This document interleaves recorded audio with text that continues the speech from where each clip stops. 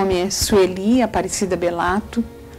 Nasci no dia 1º de julho de 1953, na periferia de São Paulo, na Zona Leste. Nasci na Penha, cresci num bairro periférico também, chamado Engenheiro Goulart, próximo aí a esse distrito do Cangaíba. E minha formação, toda a minha vida foi muito voltada com a igreja. Eu sou membro, né, de uma congregação religiosa, faço parte do grupo das irmãs da congregação de Nossa Senhora, Cônigas de Santo Agostinho. E toda a minha inspiração de luta por direitos humanos vem desse veio, do veio da igreja, da pastoral de juventude. Entro nessa congregação ainda já no tempo da ditadura, em 1976, e essa congregação é uma congregação muito atuante a favor dos direitos humanos, e ela foi e é a minha inspiradora. Mesmo quando eu vou fazer o curso de Direito, já entrei em 78, já foi com esse enfoque, né, nas causas de direitos humanos. Sempre foi a minha preocupação a questão mais de educação, trabalho com os movimentos sociais e a prática da defesa dos direitos humanos. Morei em São Paulo até 1983, final de 83. 84 eu vou para Paraíba, trabalho com os trabalhadores rurais, também vinculada à Diocese de Guarabira. E o serviço que o Centro de Orientação de Direitos Humanos faz em Guarabira é o trabalho com trabalhadores rurais. Esse trabalho dos direitos humanos na Paraíba ele foi muito linkado com a minha primeira escola de direitos humanos, que é a escola em São Paulo ainda, de São Miguel Paulista. A região da Zona Leste é uma região que predominantemente é povoada por pessoas do Nordeste do Brasil. E eu sempre senti uma necessidade de conhecer melhor a origem das pessoas que vinham da região Nordeste. Parecia muitas vezes que a gente não falava do mesmo jeito, não tinha as mesmas lógicas de pensamento. E eu achava importante que eu fosse conhecer a fonte de onde formava, né, a cultura, o jeito de ser, de organizar do povo nordestino. Então veio ao encontro a necessidade de ampliar os meus olhares e expandir também a minha prática, que era uma prática muito voltada na questão da luta pela terra urbana e na questão já também da violência policial. Essa primeira fase da formação da minha vida, que acontece ainda dentro do golpe, né? Eu nasci em 53, 64, eu estava terminando meu curso primário, e é um momento assim muito que dá um desajuste na vida das pessoas, mesmo sem as pessoas conhecerem, serem militantes. Você não sabe muito bem o que está acontecendo. Hoje eu ainda relembrava que o que eu via muito nesse meu bairro, no bairro que eu morava, era sempre a quantidade de vagões de trem carregando tanques de guerra. Isso me marcou muito e eu tenho na lembrança esses vagões passando aí com os tanques de guerra. A primeira vez, as coisas são muito intuitivas na minha vida, não tem um início, meus pais não tinham uma militância política, meu pai era um homem muito inteligente, com 4º ano primário, filho de imigrantes, então ele tinha algumas percepções da história. E a renúncia do presidente Jânio Quadros, na minha família, foi uma renúncia tida assim como algo muito triste. O meu pai votou no Jânio Quadros e não esperava que ele renunciasse. Quando ele renuncia, eu lembro que eu tento entender por que ele renunciou. Eu tinha 9 anos, mais ou menos, de idade, e eu quero saber com a minha avó, quero saber com o meu pai, por que o Jânio renunciou. E eu lembro da explicação muito singela que a minha avó me deu, dizendo, olha, se você estiver estudando e muitas pessoas estiverem falando na sua cabeça, não te desconcentra. Aconteceu isso com o Jânio. Ele não podia continuar porque tinha muita pressão sobre a cabeça dele. Era a forma como ela conseguiu, né, sintetizar e me transmitir. Então, por muito tempo eu fiquei com essa impressão de um presidente sujeito a fortes pressões que não teria suportado o cargo. E depois a vinda do presidente João Goulart tem uma coincidência, porque o bairro que eu morava era Engenheiro Goulart. E eu vim saber só depois, mais tarde, que era coincidência de sobrenomes, que não tinha um vínculo, mas se sugeria, parecia que tinha alguma coisa, a gente se sentia mais importante, porque afinal de contas a gente morava num bairro que tinha o mesmo sobrenome do presidente João Goulart. O golpe em 64 é um outro susto, lembro do dia 1º de abril também com muitas imagens na minha cabeça, voltando de novo os trens com os carros dos tanques de guerra passando sobre os trens.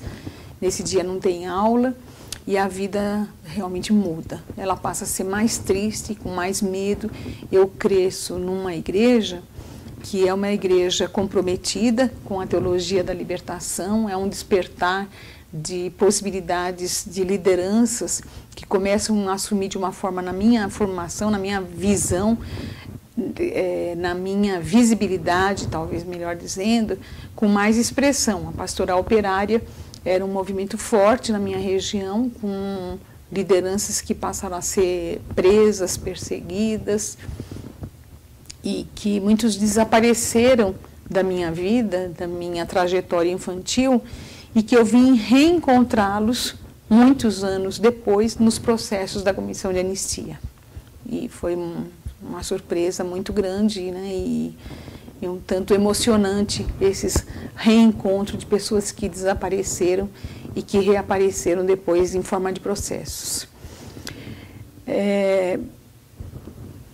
Entro tentando também, acho que, adiantar. A universidade também foi um momento muito polêmico na minha vida. Eu não ingressei numa escola pública, eu ingressei numa escola particular, e das particulares, uma que eu tinha também melhores condições de pagamento, que foi o Mackenzie. Mackenzie tem uma história de contradições, porque se de um lado era o berço do comando de caça aos comunistas, por outro lado, pessoas também valiosas, resistentes, contrárias ao regime, também estavam aí. Essas pessoas também eu reencontro em processos de anistia. Pessoas que é muito mais difícil, talvez, ou tão difícil quanto, você ser oposição num centro de direita. Quando você tem um grupo que te acompanha, que reflete, talvez seja menos solitário e mais solidário. No ambiente da direita, aquilo ser divergência era um perigo, era uma ameaça. E esse foi o centro da minha formação, né? A igreja me estimulando a participar dos movimentos sociais, a ir para a rua, a fazer trabalho de conscientização, fazer trabalho de educação e estudando numa universidade que parecia me sugerir que aquele não era um caminho aconselhável.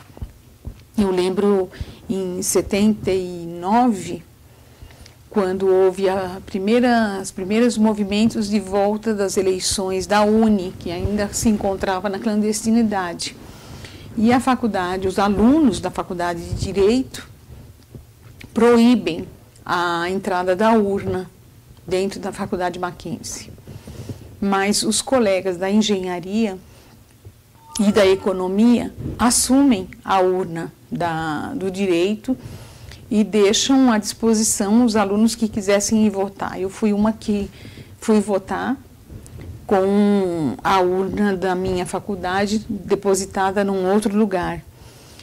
E de triste memória, esse outro diretório que recepcionou a nossa urna foi incendiado pelo grupo do Comando de Caça aos Comunistas. Então era sempre muito conflituoso estar aí nesse meio, e muitas vezes indo para as manifestações em São Bernardo, encontrando meus colegas que eram agentes de polícia, presentes também nessas manifestações. O ano de 73 também foi um ano que marcou muito a minha vida, o ano de grandes manifestações e assassinatos em São Paulo. Eu lembro da morte do Herzog, lembro da morte do Manuel Fiel Filho e lembro das duas grandes celebrações que a igreja ajudou na mobilização. A do Herzog, que às vezes é mal informado como sendo uma missa, não foi uma missa, foi um ato interreligioso, não foi só ecumênico, porque os judeus se compreendem com uma outra religião não cristã. Então, foi um ato muito importante, muito forte, tanto politicamente, como também no nível, acho que, da eclesiologia, porque reunia igrejas diferentes, de matrizes diferentes, no mesmo espaço, patrocinado aí por Dom Paulo Evaristo Arnes, ameaçado, inclusive, pelos militares. Outra morte que foi, para mim, muito significativa, e a reação que nós pudemos ter, eu lembro que eu saí da escola, fui para a missa de sétimo dia na Vila Prudente, a morte para celebrar o sétimo dia do Manuel Fiel Filho, no meio de muito medo, muita tensão, né, da repressão, e sempre a Praça da Sé tomada por cachorros, policiais, tanques, né? Mas a gente junto dizendo, não, esse é o caminho. Uma atividade que parece muito singela, e é mesmo, é muito simples, perto do grande papel que os militantes e os resistentes tiveram, foi a nossa participação nos comitês de anistia. Então, sempre que se tinha uma reunião no Tuca, nós estávamos presentes. O Tuca foi uma espécie de uma central onde reunia esses militantes que lutavam pela volta dos exilados e pelo fim da ditadura. E o Instituto Sede Sapiense, que é um instituto que pertence à minha congregação, que sediou a muitos movimentos, a muitos grupos que ou estavam ainda no exílio, ou estavam em prisão, ou estavam fazendo processos de terapia, né, dos traumas sofridos na ditadura. Então, esse espaço que tinha à frente uma grande liderança, a Madre Cristina, também marcou muito a minha formação de direitos humanos. E um evento que a gente fazia com muito esforço, saindo da periferia, distante, pagando 2, 3 ônibus, era estar presente nos aeroportos, principalmente em São Paulo, o aeroporto de Congonhas ainda, praticamente não existia o de Guarulhos, e a volta dos militantes exilados, que começaram a voltar mais ou menos em 79, um pouco antes, um pouco depois da promulgação da Lei 6683, era um momento muito delicado, porque ali eles passavam por interrogatórios novamente e poderiam até desaparecer outra vez. Então, a gente estava sempre presente no saguão, dos aeroportos, lá em São Paulo, recepcionando aqueles que voltavam do exílio com muitas saudades, com muitos traumas, com muitas marcas, né? Isso acho que foi formando a minha personalidade, a minha sensibilidade de querer um país mais justo, com menos sofrimento. Então, eu identifico a minha ida para o Nordeste muito com esse contexto. Eu já vou em 83, 84.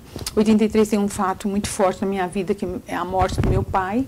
Ele morre atropelado em São Paulo, ainda muito jovem. E no final eu estava num comício, as pessoas não conseguiam me achar, porque a gente tinha que estar em comício, a gente tinha que estar presente, lutando pelo fim da ditadura, né? 84, então, eu começo a trabalhar como advogada do Centro de Orientação de Direitos Humanos na Paraíba. Trabalho como advogada de 3 sindicatos craveiros muito pobres, Pilões, Borborema e fiz uma substituição também em Alagoa Nova.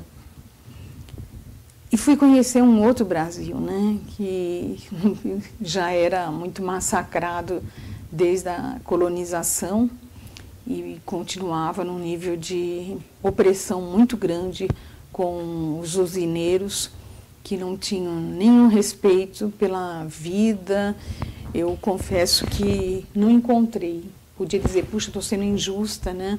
Tinha aquele fulano lá que respeitava os direitos sociais, mas eu não conheci. Eu não tive esse privilégio de ter conhecido bons patrões. Os patrões com quem eu me relacionei, com quem eu tive que me relacionar por força das ações trabalhistas, das negociações, foram pessoas muito cruéis, muito voltadas para os seus interesses pessoais e sem nenhum amor por aqueles que prestavam serviço a eles. Em 84, acontece o primeiro dissídio coletivo da cana-de-açúcar na Paraíba. E trabalhadores que votaram pelo estabelecimento do dissídio coletivo foram punidos, e punidos com castigos físicos. Então, eu lembro de fatos assim de um Brasil que não é tão distante, né, mas que marcou muito a minha vida e que vi depois que essas usinas, esses empreendimentos que se beneficiaram tanto com insumos públicos, por sinal, sem retornos sociais, acabaram falindo, acabaram quebrando e alguns até desapropriados depois por dívida. Eu fico na Paraíba até final de 85 e saio da Paraíba e fui morar no Rio Grande do Sul. No Rio Grande do Sul, o Movimento Sem Terra tinha ocupado a Fazenda Noni no mês de outubro de 85. E eles tinham um importante, grande mestre, meu mestre de advocacia, de prática, Jacques Alfonsin. Mas o Jacques não podia trabalhar com publicidade, ele era procurador do Estado, tinha problemas de limites profissionais. Então, o Jacques me ajudou muito a compreender a realidade fundiária do Rio Grande do Sul, ajudar a cultura, entender a cultura gaúcha e me permitir me inserir, acho que dar um mergulho na história do Rio Grande do Sul. Então, sou a primeira advogada oficialmente do MST no Rio Grande do Sul. Fiquei lá até 88. Parecem espaços pequenos comparados depois, mas foram muito intensos. Eu cheguei a conhecer mais o Rio Grande do Sul do que o meu estado, que é São Paulo. Teve ocasiões de eu, numa única noite, os Sem Terra fazerem mobilizações em todas as áreas de pesquisas, que na verdade eram só de fachada, não existia nenhuma pesquisa em Rondinha, em Tupã-Seretã, em Pelotas, em Canoas, e eles fazerem atos, né, públicos com resultado de prisões. E eu lembro que eu corri a noite inteira quase no estado, junto com outros companheiros. Então, a primeira área que foi emitida a posse, depois de 85, inclusive, foi um ato corajoso de uma procuradora do Estado do Rio Grande do Sul, Rejane Brasil Felipe, que, indicada pelo governador Pedro Simon, estava à frente da presidência do INCRA. E depois de muitas gestões, depois de ela ter tentado, por todas as formas legais, se emitir na posse de uma desapropriação, e vendo os limites que a burguesia sempre impõe com as medidas judiciais para obstruir o processo da reforma agrária, ela acabou participando de uma ocupação desta área que estava desapropriada, mas que não se conseguia se emitir na posse, e ela acabou legitimando a entrada do Sem Terra nessa área, que é a Fazenda São Pedro. Então, esse foi um momento muito importante, porque é o limite da lei, né?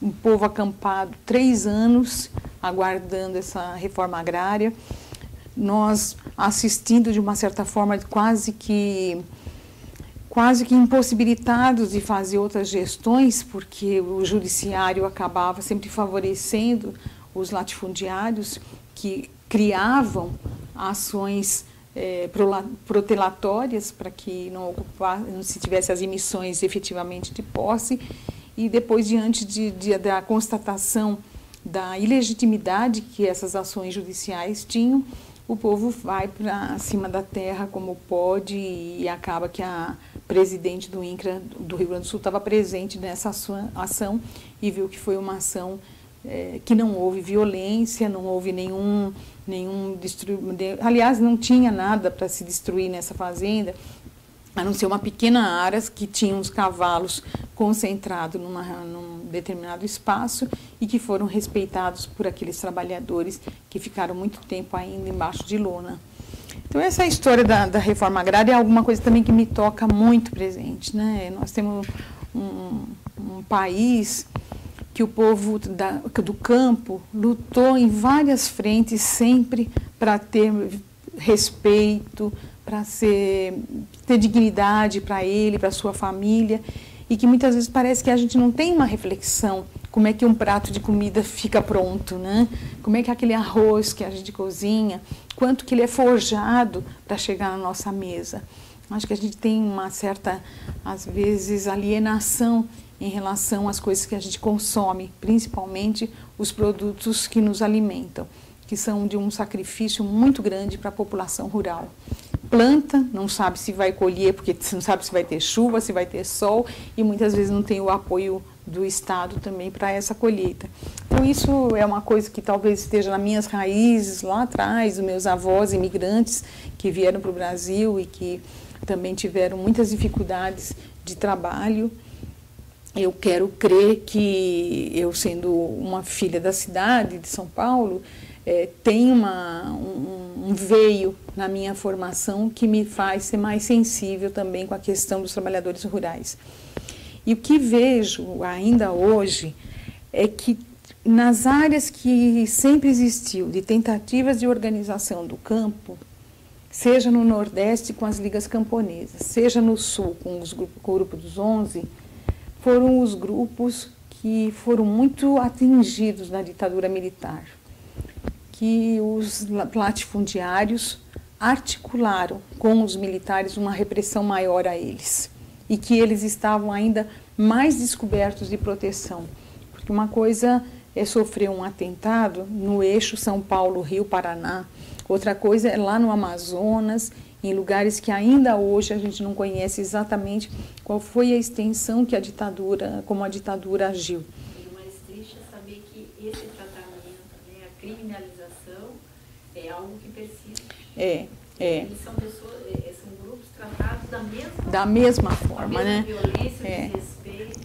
Já vi que ainda existem trabalhadores e organizações no Rio Grande do Sul sofrendo processos enquadrados na Lei de Segurança Nacional por lutarem por reforma agrária. E esse não é um fenômeno do Brasil. Eu estou chegando também de uma experiência em El Salvador, onde eu participo de um tribunal de justiça restaurativa, e o que a gente vê lá no sofrimento dos camponeses que lutavam na época do conflito armado por melhorias de condições, que os grupos dos latifundiários os denunciavam como comunista. E aí isso não é diferente do que aconteceu aqui no Brasil. Existe experiência, por exemplo, em Minas Gerais, que demonstram que pessoas que nos primeiros dias lutavam por melhores condições de consumo, preço da carne muito alto, e eles fazendo manifestações para baixar o preço da carne, os açougueiros e os latifundiários denunciaram esses agricultores como sendo comunistas. E quem vai para essa cidade, num lugar próximo a um Rio Grande, chamado Rio Grande, lá no interior de Minas Gerais, é o Curió, que nessa época era um tenente da Polícia Militar, aliás, tenente do Exército lá no Minas Gerais. E eu digo que a escolinha de malvadeza dele talvez tenha começado aí em Minas, porque o que se tem de relato nos processos são situações de afogamento, de tortura, dos maus tratos desses desses moradores que não tinham vínculo de nada, ou ainda como aqueles moradores de Frutal também em Minas, que mesmo sendo do Estado, que os militares tiveram uma prontidão muito rápida para aderirem ao golpe, né? Mesmo sendo desse lugar, os trabalhadores não tiveram nenhuma distinção no sofrimento. Frutal a gente vai encontrar um outro tipo de repressão, mas também de uma população muito pobre. Eram os espíritas que, com a sua prática de atendimento assistencial, foram acusados de serem comunistas.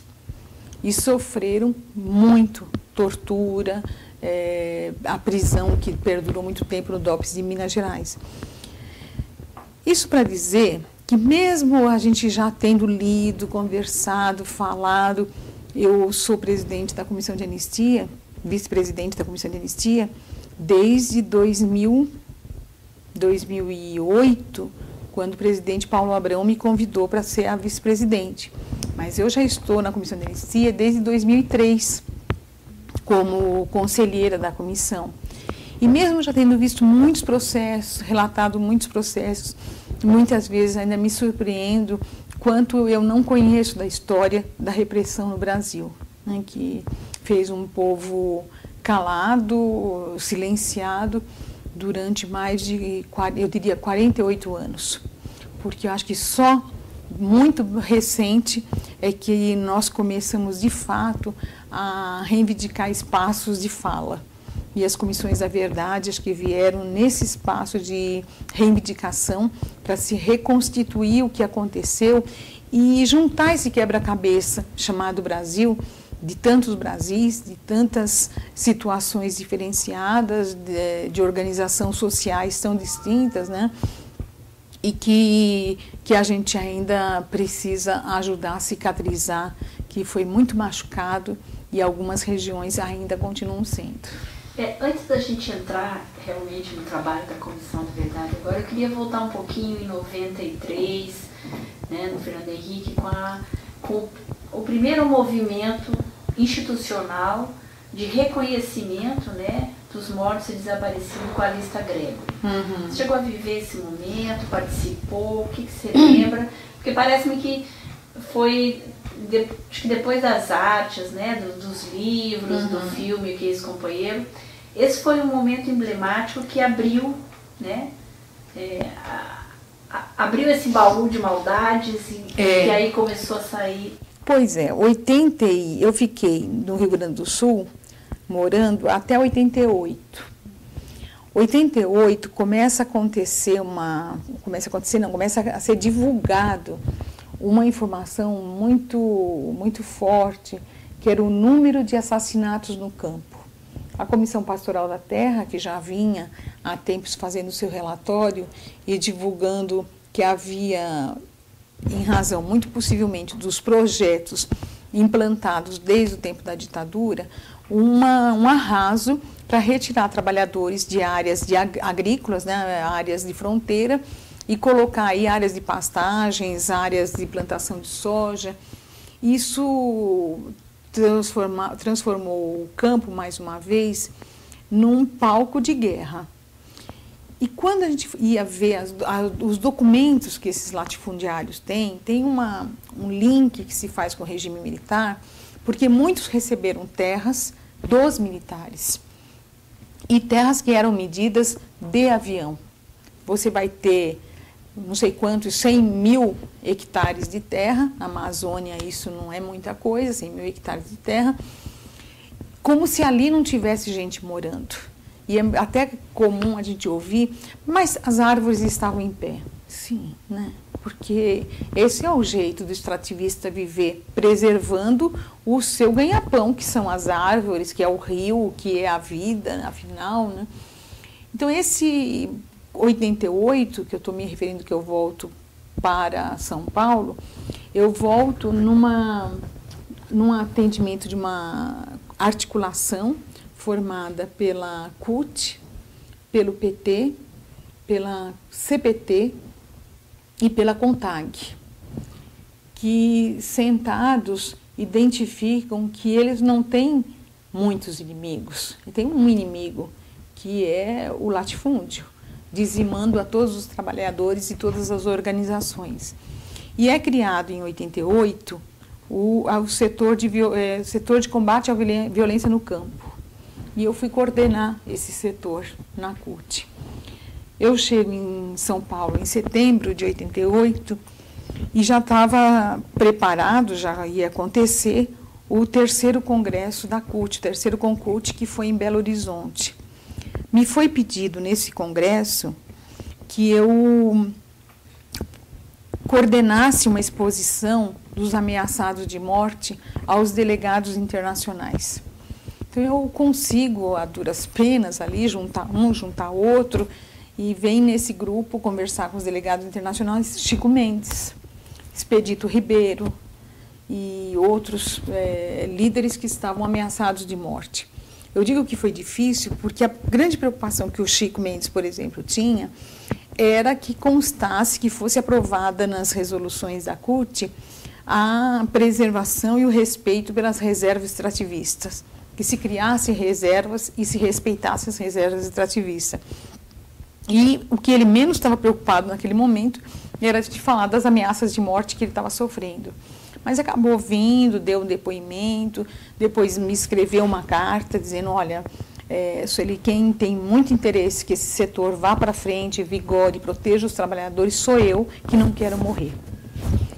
Só que quando foi dezembro de 88, 22 de dezembro, Chico é assassinado. E não é qualquer liderança que é assassinada, né? É uma liderança de um porte de alguém que foi formado em 20 anos de luta. Alguém que já tinha sido perseguido, preso, enquadrado na Lei de Segurança Nacional, respondeu o processo junto com outras lideranças como Lula, como o Zé Gomes, como o João Maia. E o Chico já tinha conhecimento, né, do que foi o tempo do arbítrio dessa ditadura, que continuou ainda na vida dele, o deixando vulnerável na defesa das causas sociais do Sindicato de Trabalhadores de Chapuri. Para ter uma ideia, em 88, a CPT registra o número de quase 200 mortes de lideranças. Não é com pessoas que nasceram de repente por um acidente, não, pessoas forjadas na luta, formadas, né, que tem todo um cabedal aí de conhecimento, de representatividade de uma comunidade. Você pega, por exemplo, Margarida Maria Alves, que foi morta em 83, quantos anos foi preciso de formação para ela e o quanto ela representava de um pensamento de uma população que também queria carteira de trabalho. Qual era o grande crime subversivo da Margarida? Era propagar a necessidade de registro das carteiras de trabalho, da CTPS dos trabalhadores rurais, para que tivessem mais proteção, segurança, respeito ao salário, né? E o Chico era a preservação da Amazônia, que não fosse desmatada, que aqueles projetos dos militares, afinal, que estavam sendo entregues, inclusive, para grandes empresas frigoríficas do Sul, que tivesse um final e acabasse, já que nós estávamos numa transição para um regime civil e deveria ter outro tratamento, inclusive de devolução das terras daqueles que tinham sido retirados. O Chico acaba sendo assassinado. A minha vinculação com o tema morte está muito mais voltada com essas mortes dos trabalhadores rurais. A lei que vem criar, vem regulamentar a situação dos mortos e desaparecidos, a Lei 9.840, meu contato com essa lei, minha familiaridade, vai acontecer muito depois, quando eu já estou na comissão de anistia, trabalhando designado pelo ministro da Justiça, para compor o grupo que cumpre a sentença da Corte Interamericana sobre os desaparecidos do Araguaia. Então, como eu tenho tive essa outra inserção, né, profissional, então eu me vi envolvida também com a lei dos desaparecidos, mortos e desaparecidos. Mas os mortos que fazem parte desse meu outro cenário, dessa minha bibliografia, são os mortos das vítimas dos modelos econômicos adotados pelos militares. né? Principalmente o modelo da área rural que destruiu tanto patrimônio ambiental e humano na nossa conjuntura. Acho que é aí que passa, né, a década de 90, eu fico no setor de combate à violência da CUT até 92. Em 92 eu recebo um convite para trabalhar na assessoria da Procuradoria-Geral da República na área de direitos humanos. Vou para Brasília e aí estou desde 92, mudando de posto, de emprego e tendo enriquecido muito a minha bibliografia. Fiquei num setor que as pessoas acreditavam que em 6 meses era possível formar um banco de dados sobre a violência no campo. Eu aceitei o desafio sabendo que seria impossível, porque se a CPT já tinha quase 20 anos e ainda não tinha um relatório completo sobre a violência no campo, imagina se em 6 meses a gente ia conseguir. Mas conseguimos algumas coisas muito interessantes. A sensibilização de procuradores da República para o tema, a abertura que o doutor Aristides Junqueira, que na época era o procurador-geral, deu para os movimentos sociais criarem dentro da Procuradoria um fórum contra a violência no campo. E no ano de... Aí talvez você precise me corrigir. Se eu não me engano, 93...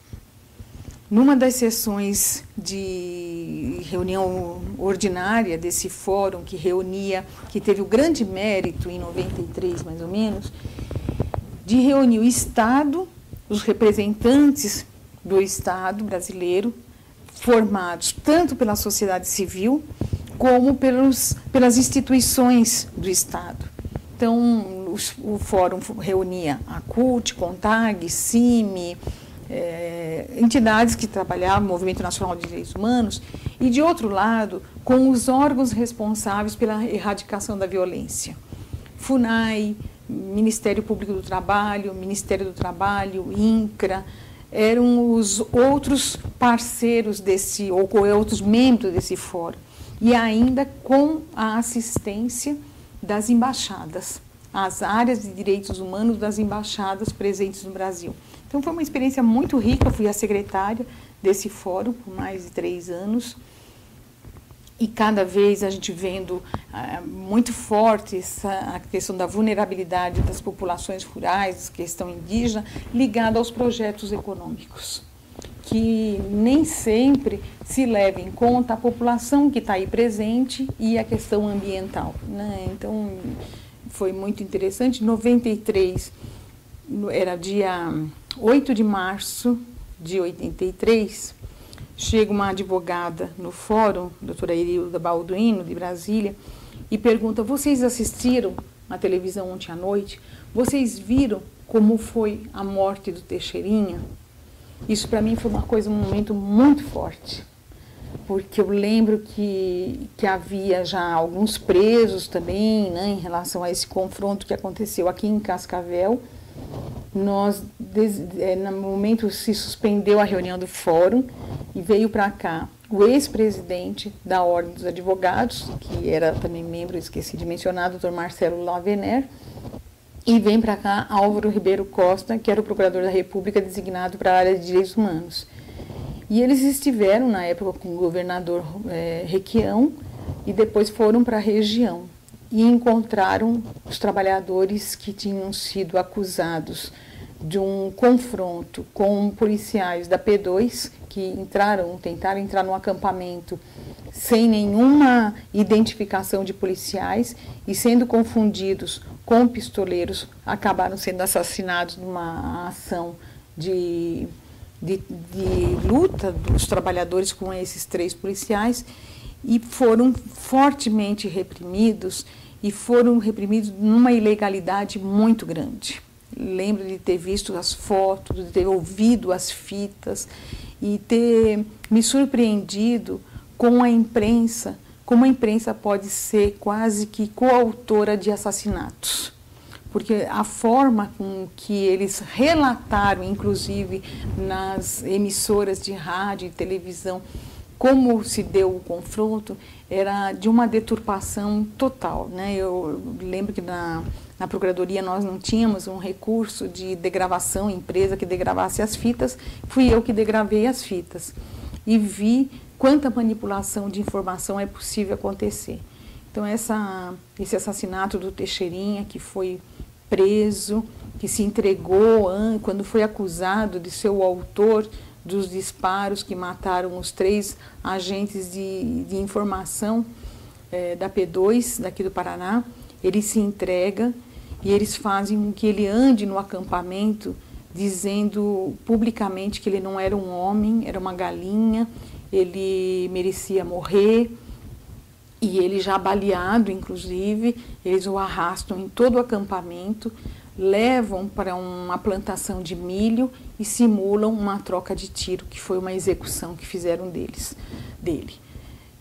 Isso tudo me marcou muito. É como quase que se eu estivesse morando no Paraná, quando eu vi toda aquela encenação, né, aquela manipulação que se fez com o ex-vereador Teixeirinha, do Partido dos Trabalhadores da região de Cascavel. Um homem que se sabe originado das comunidades eclesiais de base, de forte tendência de diálogo e que não teve o direito de ser preso, julgado e, se tivesse responsabilidade, condenado. Acho que esse também é o link que eu faço com o regime militar. As nossas escolas acadêmicas da Academia Militar é uma academia que ainda não se deu conta da sua competência. A maior riqueza que um país tem é a sua população. Se nossas polícias, se o nosso exército não compreenderem que esse é o tema principal da sua proteção, nós vamos continuar tratando o pobre, o negro, como foram tratados no tempo da escravidão, como foram tratados os nossos indígenas dizimados, e hoje aquele que antes era o subversivo, o terrorista, é substituído pelo pobre, pelo manifestante que pensa, que não necessariamente pensa como eu penso. Então eu sonho que nesse processo nosso de transição, uma transição que eu elejo, indico, que começou em 79, quando a volta dos exilados, que nós lutamos para que eles viessem para o Brasil de volta e que tivéssemos uma anistia ampla, geral e restrita, que o direito internacional, inclusive, reconhece como legítimo o direito de resistência. E o que os grupos de esquerda fizeram no nosso país foi lutar contra a tortura, contra o arbítrio, contra o desmando praticado, contra quem derrubou um presidente legitimamente eleito, que estava no poder e foi deposto. E os grupos estavam resistindo a isso. Isso é reconhecido internacionalmente como um direito legítimo. Essa escola que matou, torturou, ela não passou por uma revisão. De 79 até hoje, nós continuamos tratando, a polícia continua tratando a sua população como se eles fossem um inimigo em potencial e não alguém a ser protegido. Fato se viu recentemente na cidade de São Paulo, quando há uma política de tentativa de desintoxicação dos moradores da Cracolândia, né? E vem uma autoridade com um processo de inclusão de uma população que é uma população que merece também ter a chance de se tratar. Eles estão doentes, eles foram largados, eles foram relegados à sua própria sorte. Vem uma autoridade tentando fazer um trabalho de reinserção, vem uma outra autoridade em choque desta com uma política de repressão a esses moradores que estão sendo trabalhados no âmbito do município de São Paulo.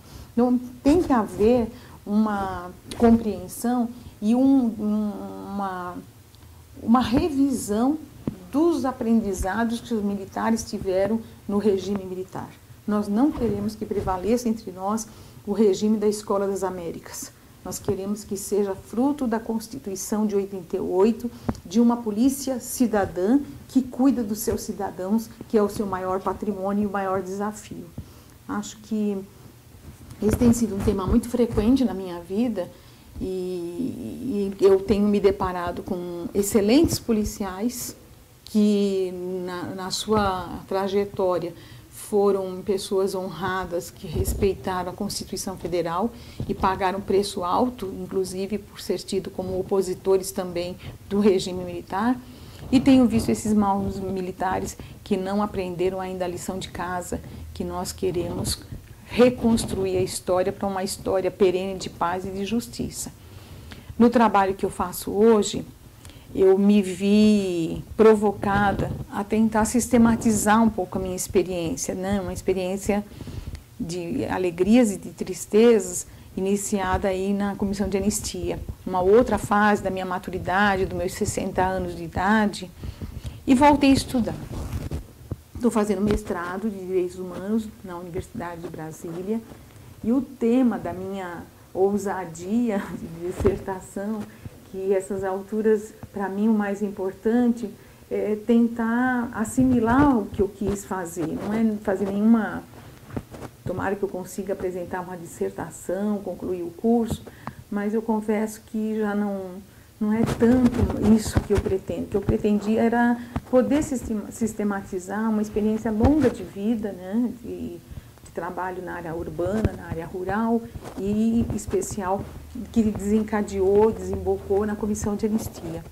E o tema do meu trabalho é o pedido de perdão na justiça de transição. No Fórum contra a Violência no Campo, eu trabalhei com Marcelo Lavener, que era o presidente da OAB, né, homem que nós temos, acho que, muita responsabilidade, muita obrigação com ele. Foi a autoridade que escreveu e subscreveu o impeachment do Collor, primeiro presidente eleito depois da transição, né, depois do Tancredo e do Sarney. Em 89 é eleito Collor, de grande decepção para o povo brasileiro. Nós não queremos só um presidente de plantão, nós queremos uma pessoa que honre pela consolidação da Constituição, das instituições. E diante do fracasso dessa primeira experiência presidencial depois da transição de 85, o presidente do Conselho Federal da OAB, Marcelo Lavener, faz o impeachment de Collor, junto, claro, com toda a manifestação de rua que muitos de nós participou. Mas Marcelo também é um membro importante no Fórum Nacional contra a Violência no Campo. Junto com a Procuradoria da República, a OAB tiveram um papel muito protagonista. Lá, acho que o Marcelo me conhece mais, e é ele a pessoa que vai me convidar para ser a conselheira da Comissão de Anistia, quando ele foi indicado presidente da comissão. Era o governo do presidente Lula, os primeiros dias do presidente Lula. Ministro Márcio Tomás Bastos, ministro da Justiça, indica Marcelo Lavener para ser o presidente da Comissão de Anistia, e ele compõe o corpo de conselheiros, e nesse sentido eu sou convidada pelo Marcelo, e estou aí então desde 2003 na Comissão de Anistia. De 2003 até 2008, acho que 2007, quando Paulo Abrão chega, já no governo do ministro, mandato do ministro Tarso Genro, primeiro veio Tarso, depois veio José Eduardo.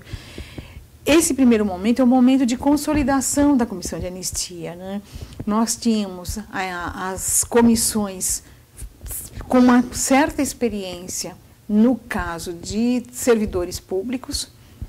A lei não previa nenhuma reparação para os civis da iniciativa privada e estudantes, e o processo tinha acontecido nos ministérios, nos respectivos Ministérios da Educação, enfim, onde abrigava servidores que foram atingidos pela repressão e pelos militares.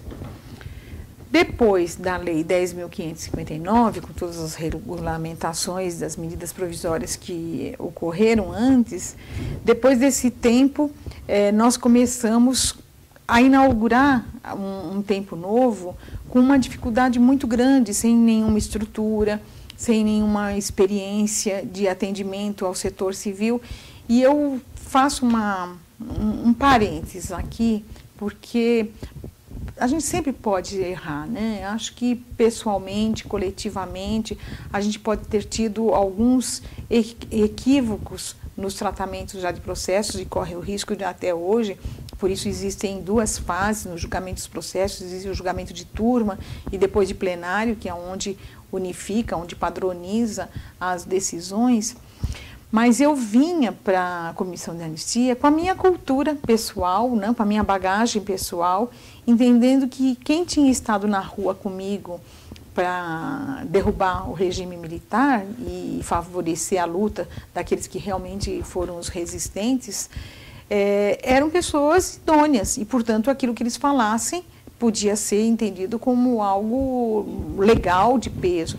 Então, quando nós tínhamos que fazer uma reparação e eu via lá dentro do processo uma informação prestada por um sindicato, que se na ativa estivesse aquele requerente que foi prejudicado na ditadura, deveria ganhar X reais, para mim aquilo era quase uma lei, porque era alguém que ajudou a construir comigo esse processo democrático. E muitas vezes me equivoquei, porque acho que houve algumas tentativas de uma proteção nem sempre acompanhada de uma razoabilidade. Tivemos, então, no início da Comissão de Anistia, a questão dos valores, que foi uma questão problemática, mas um problema muito sério que o presidente Marcelo Lavener enfrentou, que era a falta de previsão legal para o pagamento. Não existia orçamento, né? A lei foi implantada, sancionada em 2002, sem que houvesse o orçamento do ano anterior previsto. Então, era o Marcelo com sua pastinha, junto com os anistiados, que se punha ao lado do Ministério do Planejamento, lutando para ter recursos. Ele não teve tempo e possibilidades de fazer outras grandes expansões educativas como hoje nós temos. O tempo que ele pegou, esse curto período de 2003 a 2007, foi um tempo de muita renúncia, de muita dedicação, que eu acho que o país ainda vai fazer as devidas homenagens a Marcelo Lavener. Chega num segundo momento, né, já ainda no governo Lula, o ministro Tarso Genro, e traz um jovem muito talentoso, que a maioria de nós já conhece, que o Brasil já se deu conta da capacidade de ligação dos temas da educação com os institutos de reparação que a lei prevê. Então, Paulo Abrão é uma pessoa que acho que dispensa muitos comentários, porque o que ele, mesmo essa semana, né, do ciclo de atividades, como está ocorrendo em todo o Brasil, precisava ter alguém que fomentasse isso e que dissesse: nós não podemos deixar que alguém comemore esses 50 anos como se tivesse ocorrido um ganho para o nosso país. Houve um grande prejuízo, uma grande interrupção da nossa democracia, uma grande evasão de divisas, perdemos muito. Além de ter perdido recursos econômicos, nós perdemos o que tinha de mais precioso, que foram vidas. Perdemos jovens.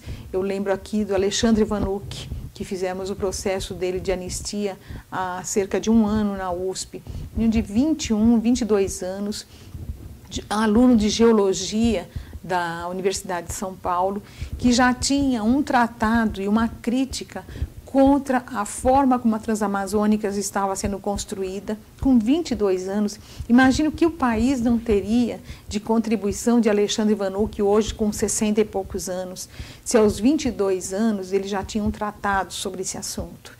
Então, já tinha uma clareza, uma crítica sobre aquela forma de desenvolvimento, de desmatamento, de repressão na região, né? E outros tantos que nós poderíamos citar, nós perdemos muito. A ditadura nos trouxe muitos prejuízos e nós ainda nem conhecemos todos os traumas que ela nos acometeu. Porque como esse país é muito grande, nós ainda não sabemos exatamente o que foi que aconteceu lá no Amapá. O que sofreram os quilombos, o que sofreram os povos indígenas. Agora começa a se falar alguma coisa depois de tanto trabalho, né, de tanta provocação que nós tivéssemos, inclusive a Comissão Nacional da Verdade. E uma coisa muito bonita que eu acho que está acontecendo é que nós, com o nosso jeito peculiar de ser atrasados, nós somos muito atrasados em relação à responsabilização, em relação ao que os argentinos fizeram, os chilenos fizeram, os paraguaios, uruguaios, todos, nós somos os mais atrasados.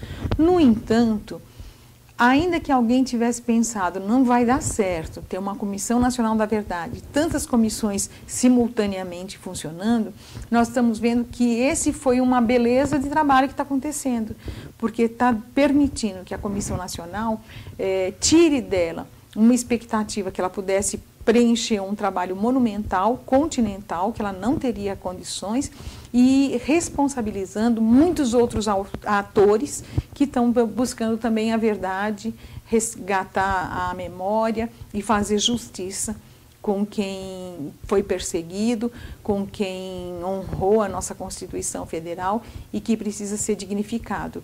E nos permitindo conhecer a verdade para que amanhã nós não inauguremos escolas com o nome dos ditadores, com o nome dos torturadores. Aquele que não conhece a sua história está fadado a repeti-la. Então, o fato de eu saber que alguém que estava no regime militar matou, torturou, já me responsabiliza para que uma via de uma rua que eu tenha acesso não tenha esse nome. E quanto mais nós tivermos conhecimento e consciência, nós vamos eleger que padrão de solidariedade, que padrão de comportamento, de ética de pessoas e brasileiros e brasileiras nós queremos que perdure no nosso meio. A gente viu esses tempos agora uma tentativa, né, de retomada da direita, ou de processos reacionários mesmo. Vocês da comissão sofreram algum constrangimento? Porque eu particularmente fico muito chocada quando eu vejo alguns comentários na internet, assim, nossa, e eles às vezes são maioria, né?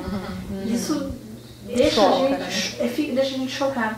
Vocês particularmente lá da comissão sofreram algum tipo de constrangimento, um assédio, Olha, a maior agressão que nós podemos sofrer é quando um dos anistiados é agredido, ou com o conjunto dos anistiados, porque nós fazemos um trabalho muito sério, é um trabalho feito por homens e mulheres que se dedicam com corpo e alma, com muita competência, para reconhecer o direito que está posto, né, para aqueles que foram perseguidos. Enquanto a gente ouve, por exemplo, algumas infâmias que tratam a reparação econômica, por exemplo, como bolsa ditadura, isso nos agride. Isso é uma forma de agressão que não nos faz desanimar, não nos deixa menos atuante do que nós somos, porque a resposta que a gente deve dar a esses fatos é continuar trabalhando com a serenidade que a gente sempre fez, mas é claro que entristece saber que a nação que amanheceu dividida no dia 1º de abril continua dividida. Isso é muito triste, porque nós poderíamos estar somando nossas energias e as nossas sinergias para construir um país melhor, mais justo. E a hipocrisia, muitas vezes, impede que isso aconteça. Em todo caso, essas pessoas que reclamam, eles só reclamam porque eles estão na democracia. Porque na ditadura nós não pudemos reclamar. Então, esse é o mérito da gente construir e ver pessoas fazendo divergências. A divergência é legítima e saber o valor que tem poder falar, não ter medo de falar, não ter medo de gravador, não ter medo de delator, é muito importante, e a gente quer continuar alimentando esse país que permite que as divergências, inclusive, existam. E, na sua avaliação, qual o caminho que a Comissão de Anistia e as comissões da verdade, principalmente a nacional, tem para frente? Agora que a gente chega nos 50 anos, quer dizer, é um marco, né? É como se você subisse mais um degrau. O que nós temos para frente, uma vez que a gente sabe que a tortura persiste, a impunidade campeia, quer dizer, que isso ainda é uma luta que não acabou? Então, o final, o objetivo da transição dos países que sofreram atos de exceção, guerra, totalitarismo, é a paz, é a reconciliação. Então, essa paz e essa reconciliação, nós estamos longe de alcançá-la. Porque enquanto nós não conhecermos quem foram, o que fizeram, por que fizeram, antes de pensar, nós não pensamos, você veja, nunca se fala em punição. Punição é o menor dos efeitos que a justiça de transição pretende. O que nós pretendemos é conhecer as razões que as pessoas tiveram para saber, inclusive, se elas persistem para derrubar um regime democrático. Quando a gente vê as manifestações de rua, de algumas poucas pessoas que puderam também, nesses dias, sair na rua, desejar a volta dos militares, que não conhecem possivelmente o que foi o regime ditatorial, a tortura, a morte, as mães, as donas Eusitas Santa Cruz, que com 100 anos de idade ainda espera a volta do seu filho Fernando para que ela possa dar um abraço nele, e ela vive lá no Recife aguardando esse dia. Essas pessoas muito possivelmente não sabem o que significa a dor dessas mães. Então, essas pessoas que continuam acreditando que o regime ditatorial ainda é o ideal, elas estão profundamente equivocadas. E nós, por nossa vez, nós queremos conhecer os nomes, as histórias, os rostos. Lembro aqui da Sônia Lins, barbaramente torturada, saiu da solitária com 38 quilos em São Paulo, e ela diz que tempos depois ela encontrou em São Paulo, na Avenida Washington Luiz, o torturador dela. E ela olhou a ele nos olhos, ela não tinha nada que esconder, nada a temer. Ele sim, ele baixou a cabeça. Eles é que continuam escondidos, eles que fizeram o que fizeram com os rostos encobertos, encapuçados, e continuam se envergonhando do que fizeram. Os jovens que lutaram pela redemocratização do nosso país, pelo fim da tortura, pela democracia, eles não têm do que se vergonhar e não se envergonham. Eles aparecem publicamente e dizem: eu fui preso político por isso, porque eu lutava por um país justo, legal, com liberdade e paz, né? Então, essa fase, me parece, né, daquilo que eu posso experimentar da minha vida, que ela ainda não se concluiu. Ela ainda tem muito a fazer, a Comissão de Anistia processualmente, ela tem 12 mil processos para julgar. Quantos ela julgou? Ela já julgou por volta de 60 mil processos. Eu não acredito que sejam só esses os que foram perseguidos políticos que têm processo na Comissão de Anistia. Muitos que poderiam ter manifestado ou não confiavam no Estado, ou não entendiam que o Estado tivesse sensibilidade para entender as suas histórias, ou legitimamente também não o querem fazer, não querem contar, também é legítimo.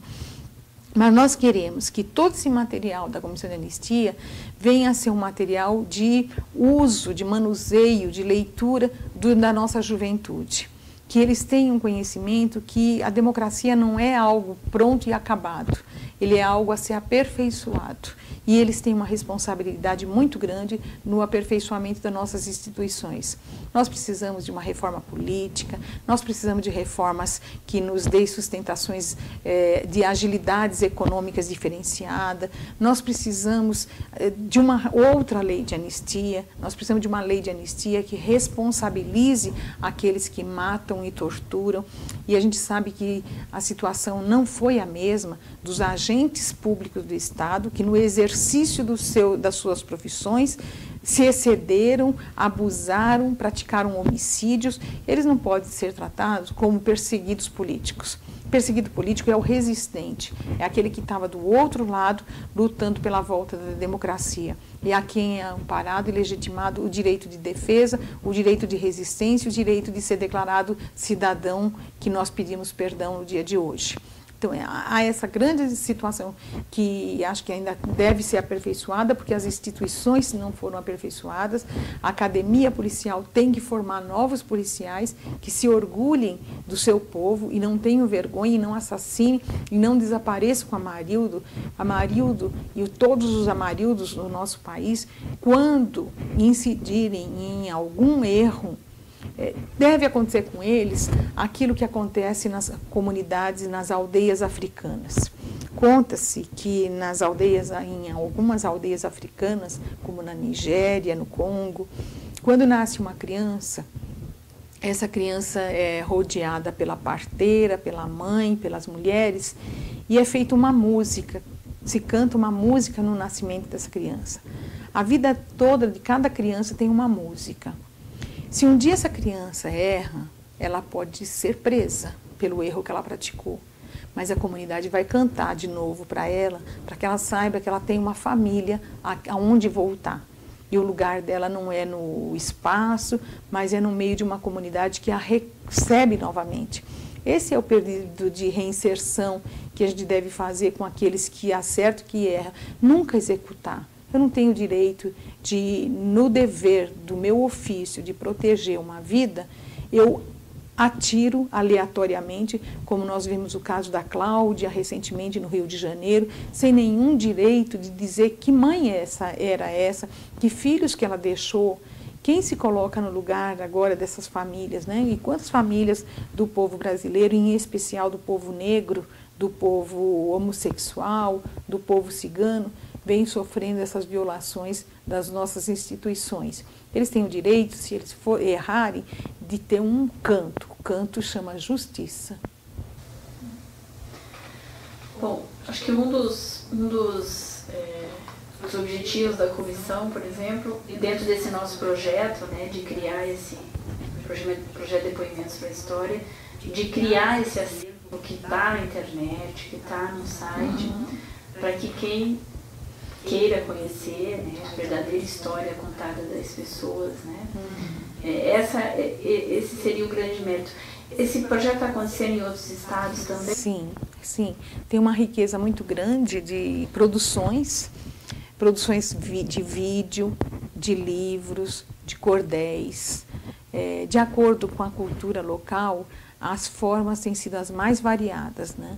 Mas nós temos os projetos, no projeto Marcas da Memória, hoje uma infinidade de projetos que dão visibilidade para a história que nós queremos resgatar, mas do país que nós queremos reafirmar, né? Do país da democracia, da alegria, dos sonhos que nós temos de ser uma nação com tantas diferenças. Longe de nós querermos ser um tipo único, que tenha uma cor única, que tenha uma língua única. Nós somos um país de muitas línguas, de muitos idiomas, que aparentemente o português às vezes parece sugerir que é a mesma linguagem, mas a gente sabe que tem as características locais, que são marcas da nossa gente, marcas do nosso sentimento, que são contadas nos projetos da Comissão de Anistia de uma forma muito peculiar de cada lugar, mas são dezenas de projetos, de filmes, de músicas que hoje estão sendo contadas em versos e prosas, eu diria. Para finalizar, então, Sueli, fala um pouco de como toda essa tua trajetória compõe a sua própria história, né? Ajudando a reescrever a história do país, né? De como isso forja o seu caráter, as suas convicções, reforça as suas convicções.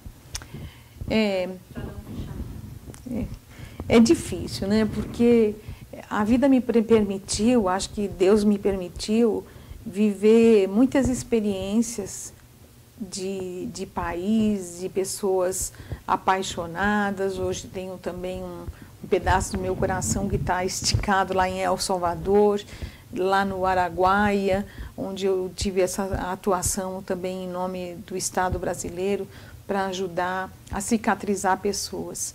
Eu sempre pensei que eu não teria aptidão para trabalhar com a área de saúde. Estava muito medrosa, sangue era uma coisa que me impressionava.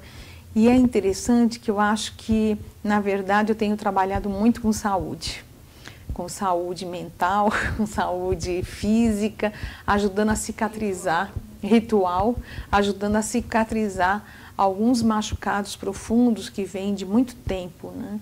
Eu acho que hoje me chamava atenção uma situação vivida aí ontem e hoje de pessoas com dificuldades mentais, né? Pode chamar de transtorno, pode chamar de sofrimento, mas quanto elas são importantes também na nossa vida para que a gente seja mais humana.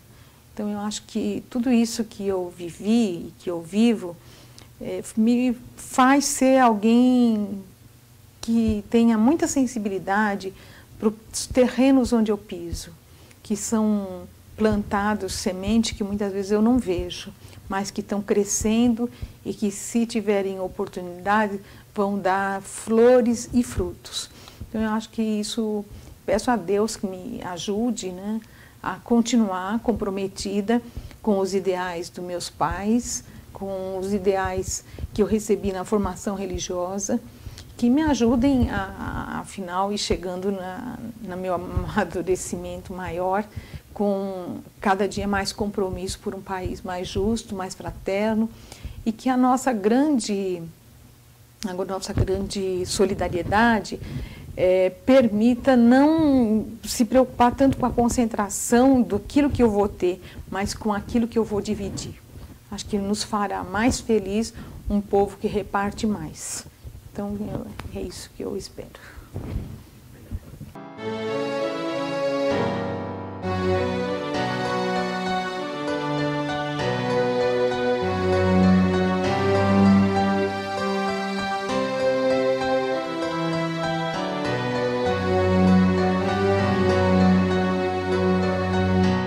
Ouça bem esta canção, ela fala pra você.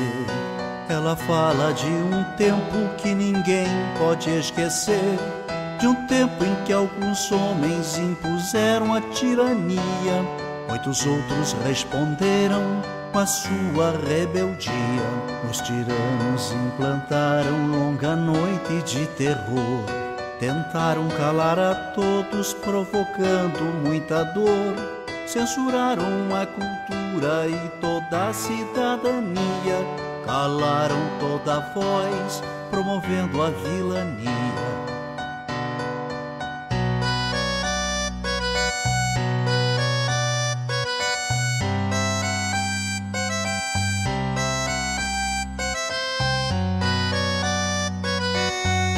Pelas fábricas, escolas, nas ruas e construções, reagiu o nosso povo à violência dos grilhões. Resistiram estudantes, camponeses e operários, foram homens e mulheres a enfrentar os sanguinários. 3 reis, Zé e Désio, Seixas, Isis, Marighella, entregaram suas vidas pra vida ficar mais bela. Muitos outros foram mortos por lutar contra a opressão, ou desaparecidos, ou no exílio ou na prisão.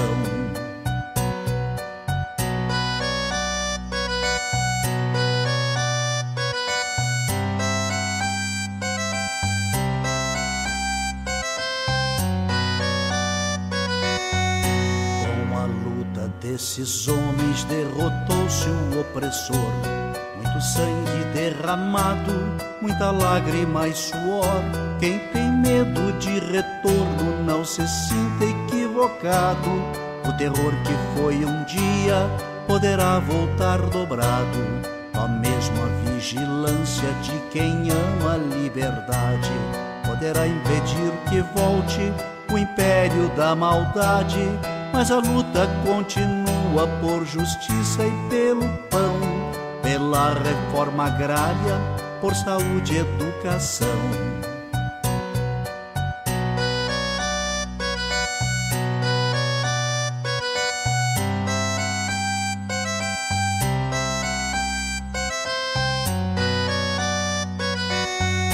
A miséria ainda se espalha, a violência é assassina, juventude sem futuro A história nos ensina, só unido nosso povo vencerá a exclusão. Um homem tendo por outro sentimento de união. O recado já está dado pro vizinho e seu irmão. Quando a luta cai, o outro estende a mão. Não se cale quem tem fome, quem tem sede de ternura, pois a vida favorece a quem luta com bravura.